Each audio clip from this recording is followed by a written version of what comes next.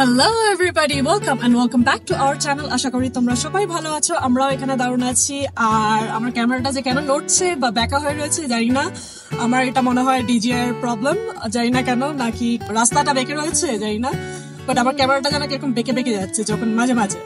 So anyway, once again welcome back to our channel. আশা করি তোমরা সবাই ভালো আছো। আমরা এখানে দারুণ আছি।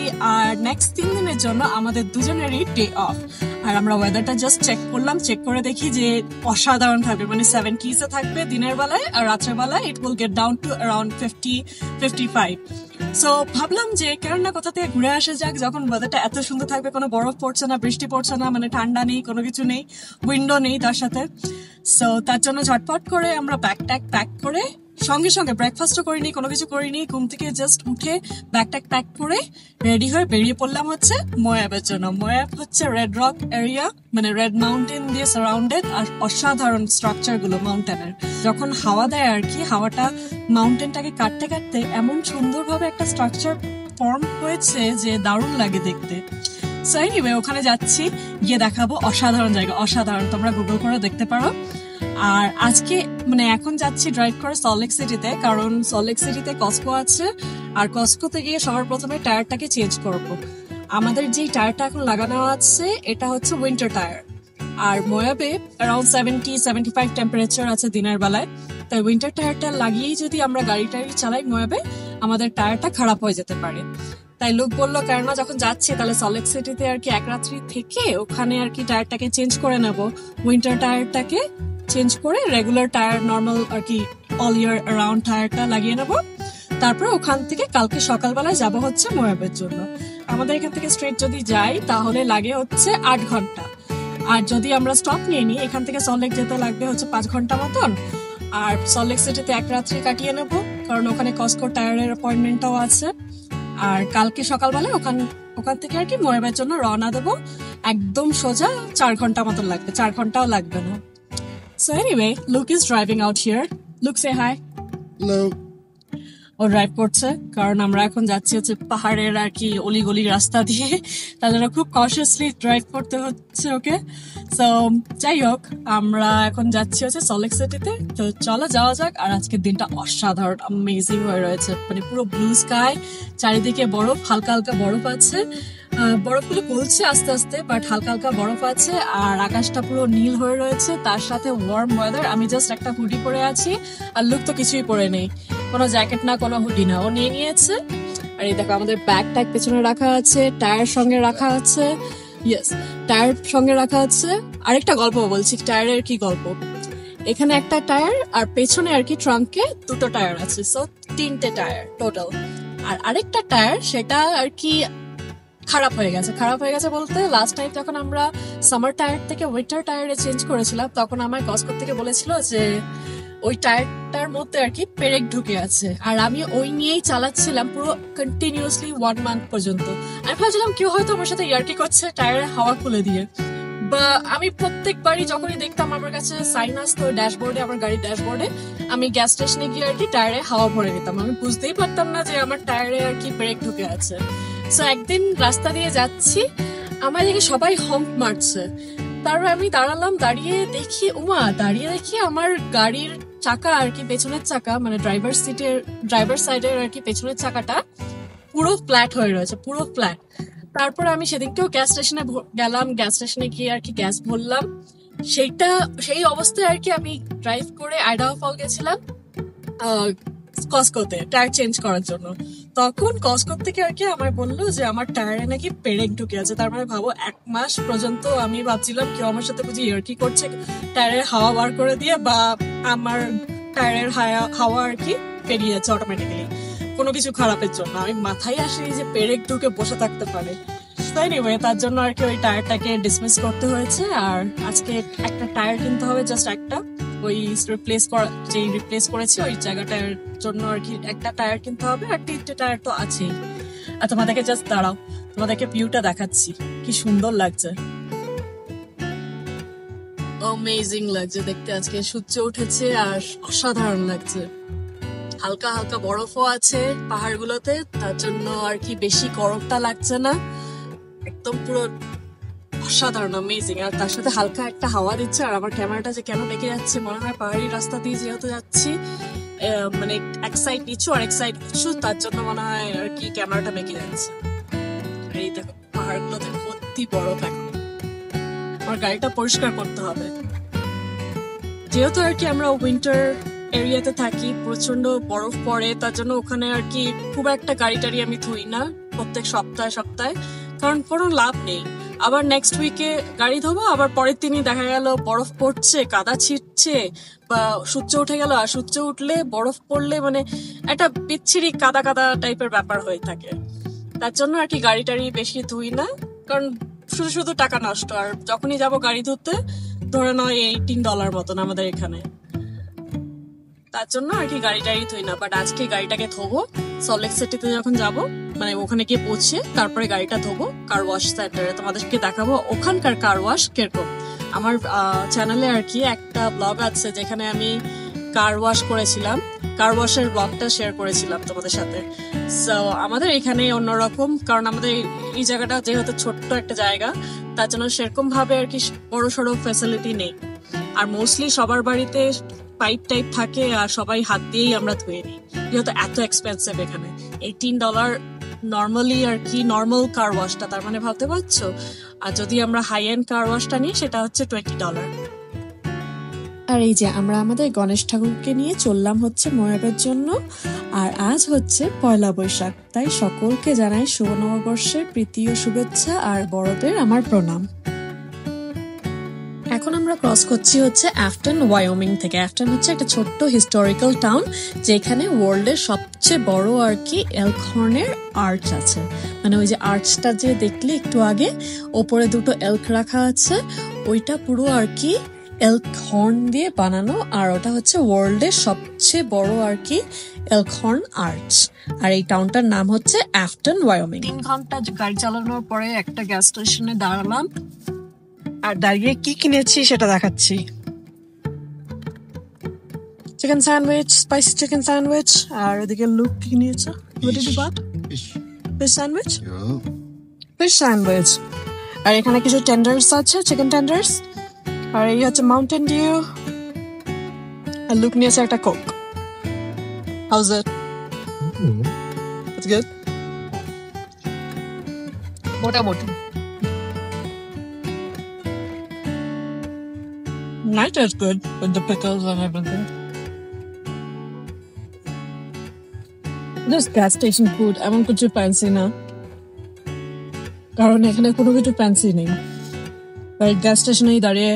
আর যখন রোড ট্রিপ করি আমরা ইউজুয়ালি এরকম টাইপের জাঙ্ক ফুডই খাই, কারণ আমরা যেহেতু সবসময় ডায়েটেই থাকি, লুক স্পেশালি যেহেতু সবসময় ডায়েটেই থাকে, তাই যখনই রোড ট্রিপ করি আমরা চেষ্টা করি যে এরকম জাঙ্ক ফুড খাওয়ার।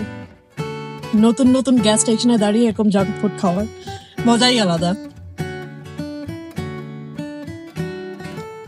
Actually, I like the sandwich better.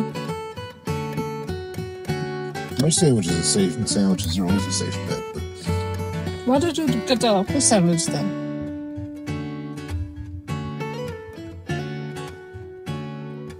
I've had really good luck with gas station food.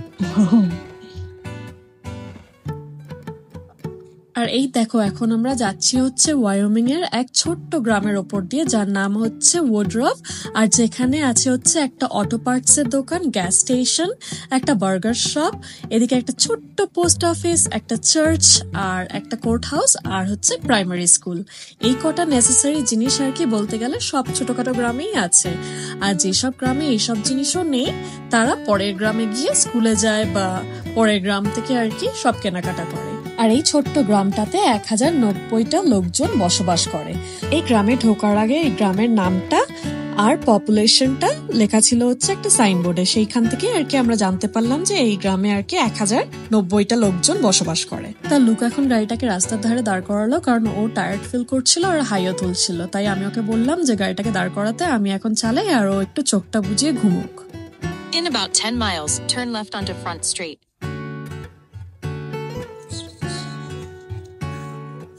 Look এদিকে ঘুমিয়ে পড়েছে, আর আমি এদিকে এখনো গাড়ি চালিয়ে যাচ্ছি।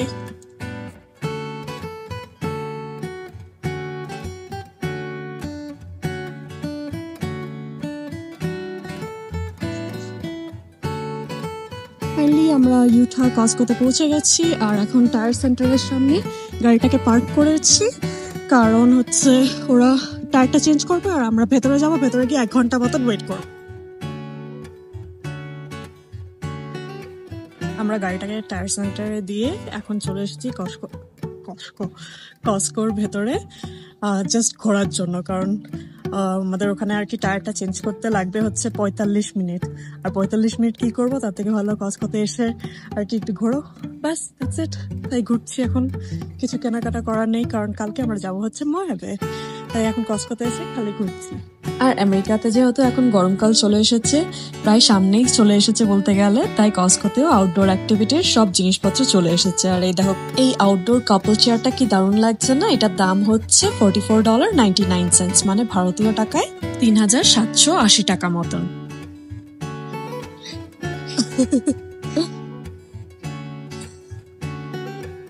বাইরে প্যাটিওতে রাখার জন্য এই আউটডোর দোলনাটা কি দারুণ লাগছে না? এটার দাম হচ্ছে $479.99, মানে ভারতীয় টাকায় হচ্ছে 40,320 টাকা মতন। এই সামারে আমি ভেবেছি যে লোকের কাছ থেকে আর কি গল্ফ শিখবো, তাই এই গল্ফ ক্লাবগুলো দেখছিলাম আর কি, আর এটার দাম হচ্ছে $579.99, মানে ভারতীয় টাকায় 48,720 টাকা মতন।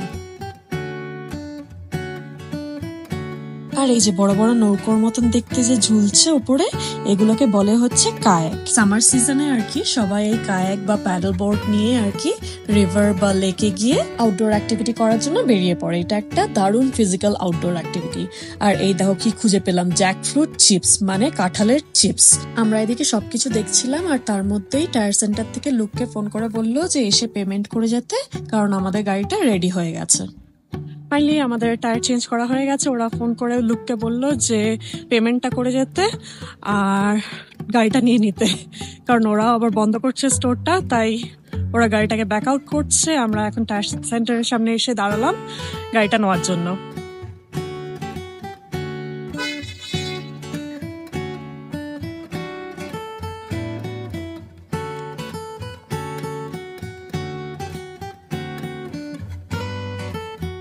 সো গাড়ি টাড়ি নিয়ে টায়ারের লোকেদের সাথে কথা টথা বলে, যেহেতু আমরা টায়ার একটা নতুন কিনেছি, তাই পে করতে হলো $220। That's right, right? মানে ভারতীয় টাকায় 18,480 টাকা মতন। আর তারপরে এখন বেরিয়ে, যেহেতু এখন 9:05 বাজে, আমরা খাবার খুঁজছি, কারণ মোস্ট অফ দ্য রেস্টুরেন্ট এখানে আবার 9টা সাড়ে 9টার মধ্যে বন্ধ হয়ে যায়। একটা ইন্ডিয়ান রেস্টুরেন্টে ফোন করলাম, ভাবলাম এতদিন পরে একটা রেস্টুরেন্ট থেকে বিরিয়ানি খাবো কলকাতা স্টাইলে, সেখানে ফোন করলাম, ওরা ফোন কিছুতেই তুলছে না, যেহেতু 9:30 বন্ধ হয়ে যায় আর এখন 9:05 বাজে, ওরা ফোন তুলছে না।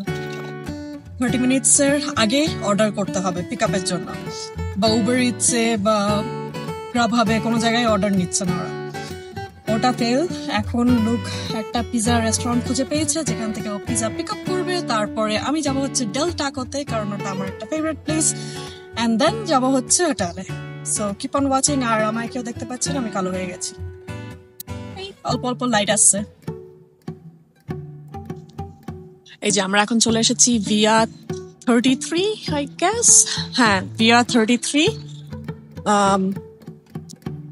এখন গিয়ে পিজা অর্ডার করবো, তারপরে নিয়ে যাবো, টেক টু গো আর কি।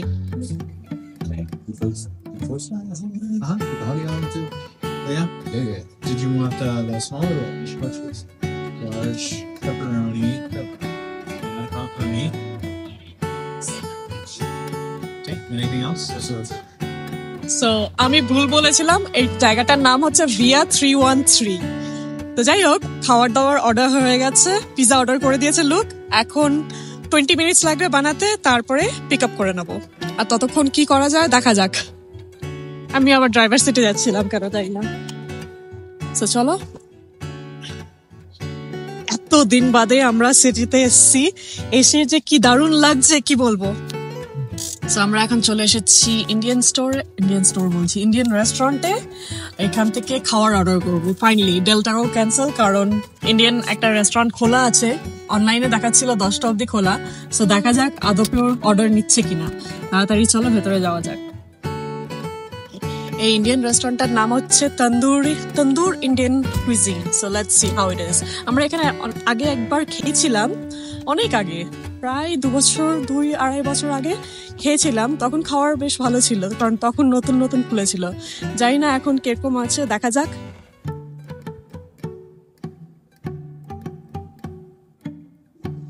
I like the Ganesh. তো আমরা ইন্ডিয়ান খাবার অর্ডার করে দিয়েছি অলরেডি ইন্ডিয়ান রেস্টুরেন্টে, কিন্তু ইন্ডিয়ান রেস্টুরেন্টটা আর কি বন্ধ হবে 10টায়, আর লুক যেখান থেকে আর কি পিজাটা অর্ডার করেছে সেই রেস্টুরেন্টটাও বন্ধ হবে 10টায়। আর লুকের কাছে মেসেজ চলে এসেছে যে ওর পিজা রেডি হয়ে গেছে। তাই আমরা এখন কি করলাম, পিজা নিতে আর কি পিজা রেস্টুরেন্টটাতে এলাম, যেটার নাম হচ্ছে ভিয়া 313। আর এটা যদি বন্ধ হয়ে যায় তাহলে আর লুক পিজা পাবে না। তাই লুক এখানে এলাম হচ্ছে পিজা নিতে। আর দুটো রেস্টুরেন্ট হচ্ছে টাউনের 2 কোনায়, মানে এক কোনায় হচ্ছে এই ভিয়া 313, আর এক কোনায় হচ্ছে তন্দুর ইন্ডিয়ান কুইজিন। তো এখন পিজা নেওয়া হয়ে গেছে, লুক পিজা নিয়ে এসছে। এবার যাব হচ্ছে আমাদের ইন্ডিয়ান খাবারটা নিতে,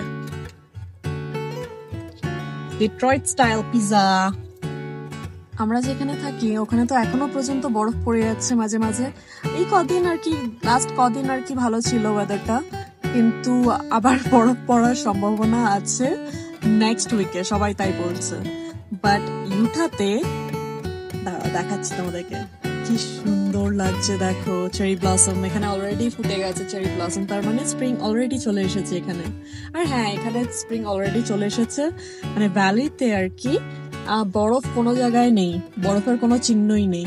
হ্যাঁ, স্কি রিসর্ট বা স্কি এরিয়াতে বরফ আছে, বাট ওগুলো তো ওই মাউন্টেনাস এরিয়া, আর ওখানে প্রচুর ঠান্ডা, তাই ওখানে এখনো বরফ আছে।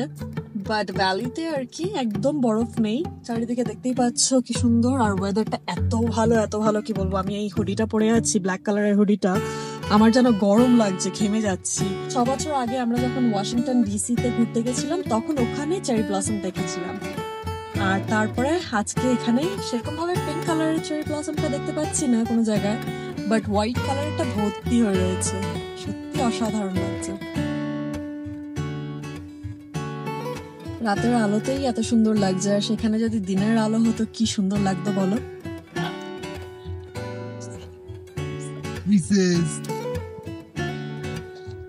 চলো এখন হোটেলে যাব, রুমে চেক ইন করবো, তারপরে কথা হবে। আর এখন আমরা আমাদের রুমে চেক ইন করে নিয়েছি। এই হোটেলটার নাম হচ্ছে হ্যাম্পটন ইন বাই হিলটন, আর আমরা আছি হচ্ছে ওরামে। চলো তোমাদেরকে তাহলে একটা তাড়াতাড়ি করে রুম ট্যুর দিয়ে দিই। সবার প্রথমে ঢুকেই হচ্ছে কিং সাইজের বেড, কিং সাইজ বেডের অপোজিটে আছে হচ্ছে টিভি, আর টিভির নিচে আছে হচ্ছে মাইক্রোওয়েভ, কফি মেশিন, আর এদিকে ক্যাবিনেটটা খুললে আছে হচ্ছে ফ্রিজ, মিনি ফ্রিজ, আর এদিকে 3টি ড্রয়ার আছে। প্রথম ড্রয়ারটার ভেতরে আর কি আছে হচ্ছে হোলি বাইবেল, সেকেন্ড ড্রয়ারটা এমটি, থার্ড ড্রয়ারটাও এমটি। আর টিভি স্ট্যান্ডের মানে টিভি এরিয়ার পাশে হচ্ছে স্টাডি ডেস্ক, তার পাশে হচ্ছে হিটার বা এসি, এন্ড দেন ছোট্ট একটা কাউচও রাখা আছে, single couch, and then open closet, ক্লোজেটের ভেতরে আছে হ্যাঙ্গার, আয়রন টেবিল আর আয়রন। আর এখন চলো তাহলে বাথরুমটা দেখানো যাক। সবার প্রথমে আমার রাইট হ্যান্ড সাইডে আছে হচ্ছে বাথটাব, দেন টয়লেট, আর একটা সিঙ্ক, বড় একটা আয়না, এন্ড দ্যাট ইজ লুক। সিঙ্কের সাইডে রাখা আছে হচ্ছে বাথ টাওয়েল 4টে আর ওয়াশ ক্লথ 4টে। আমরা প্রচন্ড হাংরি, কারণ সেই দুপুরবেলায় স্পাইসি চিকেন স্যান্ডউইচ খেয়েছি। এখন তাড়াতাড়ি লুক হাত টাত ধুয়ে নিয়েছে, আমি এখন গিয়ে হাত টাত ধোবো, ধুয়ে চেঞ্জ করে খেতে বসবো। চলো দেখা হচ্ছে খেতে খেতে। ওরা আমাদেরকে স্পুন দেয়নি, তাই লুক নিচে যাচ্ছে স্পুন আর ফোর্ক আনতে, কারণ আমি তো আঙ্গুল দিয়ে খেয়ে নেবো, হাত দিয়ে খেয়ে নেবো, কিন্তু লুক তো আর খেতে পারবে না, তাই ও নিচে যাচ্ছে ফোর্ক আর স্পুন আনতে।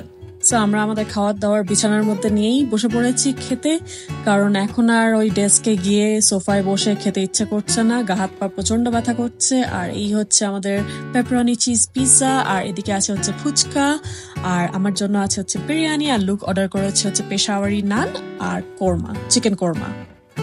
চলো তাহলে এবার আমরা খাওয়ারটা এনজয় করি, আর এই ব্লগটা আমরা এখানেই এন্ড করছি। তোমাদের সবার সাথে দেখা হবে পরে একটা ব্লগে। Till then take care, stay safe, stay healthy, and please don't forget to subscribe our YouTube channel, like this video, comment করে জানাতে ভুলো না কেমন লাগলো এই ব্লগটা। দেখা হচ্ছে কালকে, আর কালকে যাব হচ্ছে আমরা মোয়াবে। সো স্টে টিউনড, এন্ড দেখা হচ্ছে নেক্সট ব্লগে। বাই, সি ইয়া।